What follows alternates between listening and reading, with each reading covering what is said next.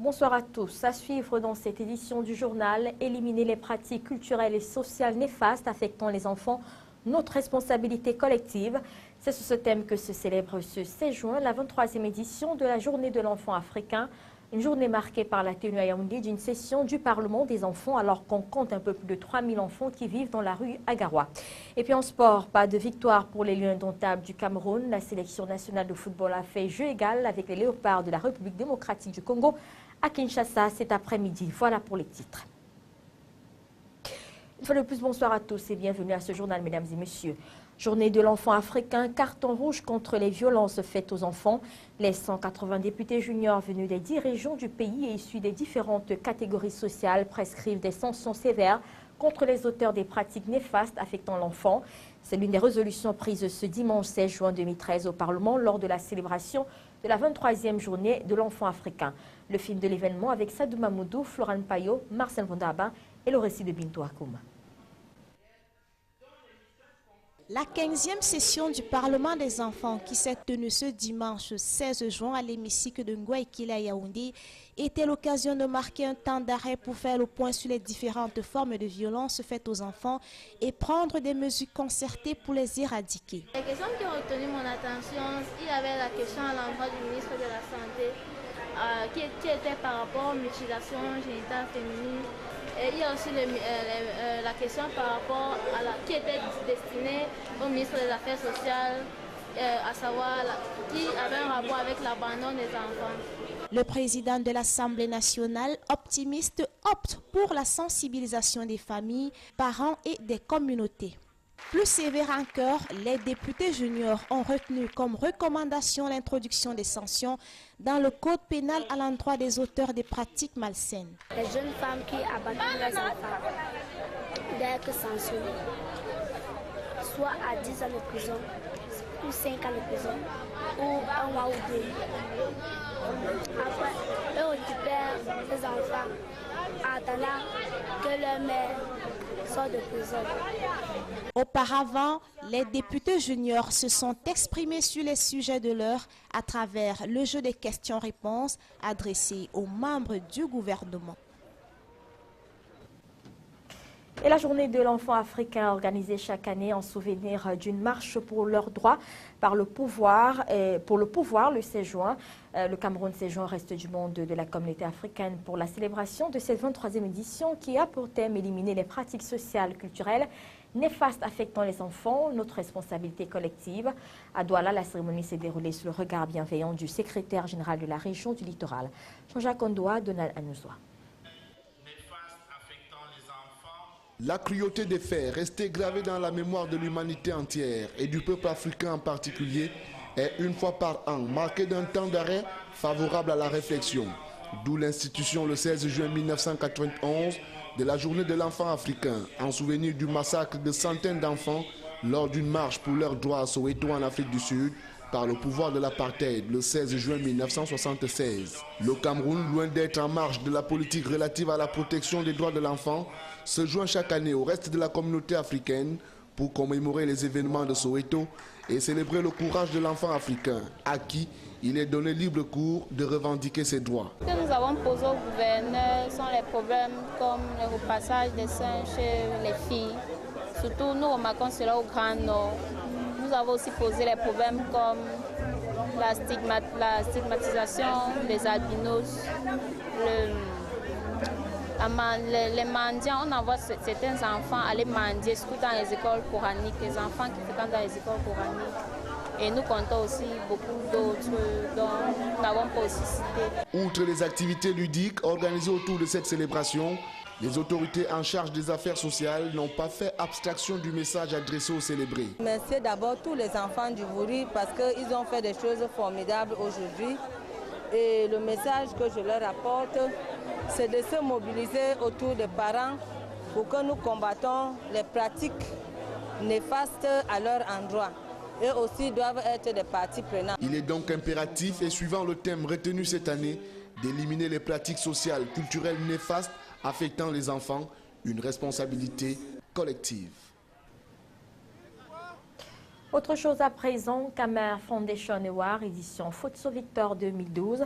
17 prix à remettre ce soir aux familles nominées dans différentes catégories. Les organisateurs, suivant des critères objectifs, décernent le prix de l'excellence du patrimoine familial au groupe Fadil pour ses activités dans les domaines touristiques, agro-industriels et agroalimentaires. Les secteurs de la savonnerie et de l'huilerie, fleurons des activités du groupe Fadil, ont aussi fait partie des critères de sélection recherchés par Camer Foundation.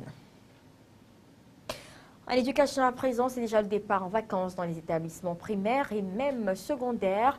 Le lycée bilingue de Nilon-Brazzaville doit la première à l'achever ce 15 juin avec la remise des prix d'excellence aux élèves, enseignants et personnels administratifs pour le travail abattu au cours de l'année 2012-2013. Le film d'une journée mémorable pour la communauté éducative avec Benoît Degmont et Serge Tetka. La cour intérieure était noire de monde, parents, élèves, diverses personnalités. Toute la grande famille éducative a honoré le rendez-vous. Les plus méritants ont récolté le fruit de leur travail, dont voici le secret. C'est d'apprendre chaque jour et nuit. Je reprends tous les exemples que le maître a donnés. Je les reprends au moins 3 fois. Et j'apprends bien. Je ne lis pas seulement pour lire, mais je lis aussi pour comprendre.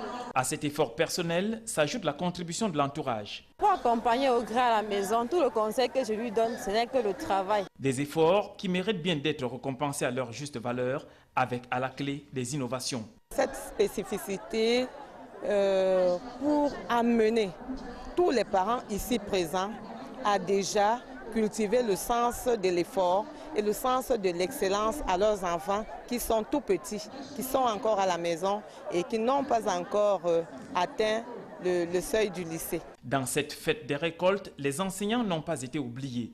Pour l'administration, il est important d'encourager le mérite. C'est muy évident à promouvoir l'excellence, à cultiver le culte de l'effort au niveau des enfants. Lequel mérite sera reconnu même aux plus proches collaborateurs de Madame le Proviseur, afin que vive à jamais le culte de l'effort.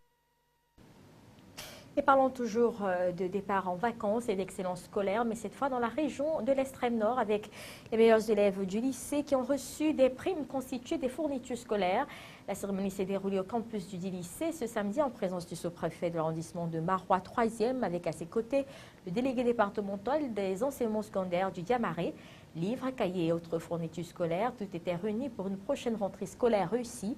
Les bénéficiaires sont les meilleurs élèves du lycée, le meilleur élève du lycée précisément, l'élève le plus discipliné, les 3 premiers de chaque classe, les meilleurs élèves par classe et par matière, les meilleurs élèves filles et les lauréats du concours d'entrée en 6e. Chacun a reçu un paquet en signe d'encouragement pour le travail abattu au courant de l'année. Pour le proviseur du lycée classique et moderne de Marois, ces primes visent à promouvoir l'excellence scolaire et à encourager l'effort intellectuel. Et nous sommes à présent hors de nos frontières. En Iran, le modéré Rouhani élu président, soulagement dans la communauté internationale.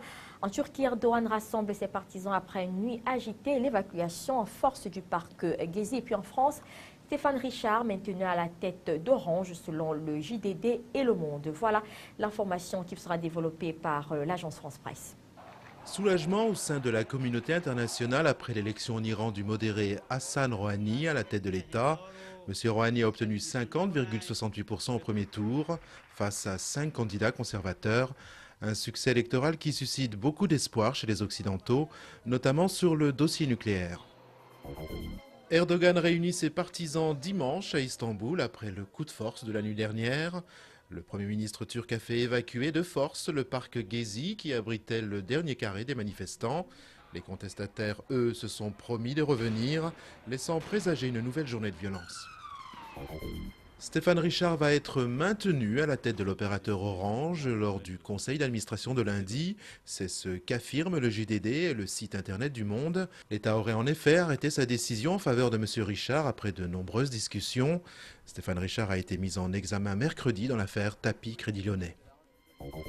Et de 7 pour Gérard Depardieu. L'acteur français a déclaré vouloir demander un passeport algérien. Ce serait ainsi son 7e passeport. La star de cinéma qui a récemment obtenu la nationalité russe s'est affirmée également comme un citoyen du monde. Une nouvelle folie gourmande s'empare de la ville de New York, le cronut, mi-croissant, mi-donut, qui s'arrache en quelques heures dans une pâtisserie du quartier de Soho. C'est Dominique Ancel qui a imaginé cette pâtisserie frite dans l'huile de pépins de raisin, fourrée de crème et roulée dans le sucre d'érable. Le succès est si grand que la pâtisserie a dû limiter les cronuts à 2 par personne. En sport, le club mythique de la capitale économique du Cameroun souhaite sortir des sentiers battus tout en conservant sa fibre populaire. L'Union sportive de Douala a tenu ce jour même son assemblée générale en présence des membres de son conseil supérieur des sages et ceux du conseil d'administration. Le point d'orgue à l'ordre du jour a été l'ouverture de l'assemblée constitutive de la société anonyme Union de Douala avec objet sportif. Jean-Jacques Ondoa et Donald Anouzoa. La tenue ce dimanche 16 juin de l'Assemblée générale de l'Union sportive de Douala intervient à une période où le club champion du Cameroun 2012 a du mal à jouer les premiers rôles dans le championnat élite One en cours. Et pourtant, le club dispose des ressources humaines importantes à même d'apporter un air de révolution au fonctionnement et au statut du club. Cette Assemblée générale démontre à suffire la volonté des instances dirigeantes du club à s'arrimer aux exigences du professionnalisme. De faire le modèle de l'actionnariat participatif. Ça s'appelle également l'actionnariat populaire, c'est-à-dire que la société Union SAOS qui est chargée de gérer l'activité professionnelle de l'Union de Douala sera en majorité dirigée par l'association. L'association sera majoritaire dans cette société. Ça évitera que, parce qu'on est actionnaire, on fasse n'importe quoi dans cette société, c'est tout. Ce n'est pas contraire à ce qui est en train d'être fait. C'est simplement que nous avons un modèle différent. La plupart des autres clubs ont fait des transformations de leur société en donnant l'actionnariat 100% aux actionnaires. Nous avons une âme, nous avons un passé, nous ne pouvons pas donner notre âme à l'argent. C'est pour ça que nous maintenons 40%, nous donnons 40% aux éventuels actionnaires individuels qui peuvent encore être des membres, qui peuvent être des partenaires, et nous donnons 60% qui reste la propriété de l'association. Outre la constitution de l'Union en société anonyme avec objet sportif, l'ordre du jour de cette assemblée prévoyait aussi les cotisations des membres. Un 5e point, moins productif, mettant ainsi à mal les caisses du club qui ne comptent désormais que sur la vente des Nassarakat. Et puis toujours en sport, le 10 en titre, grosse déception pour les Camerounais ce 16 juin. L'équipe nationale Fagnon a fait jeu égal cet après-midi à Kinshasa face aux Léopards de la République démocratique du Congo. Le match, rappelons-le, comptait pour les éliminatoires de la prochaine Coupe du monde de football. Nous y reviendrons dans nos prochaines éditions. Voilà, c'est la fin de cette édition du journal. Merci de l'avoir suivi. Bonne soirée à tous.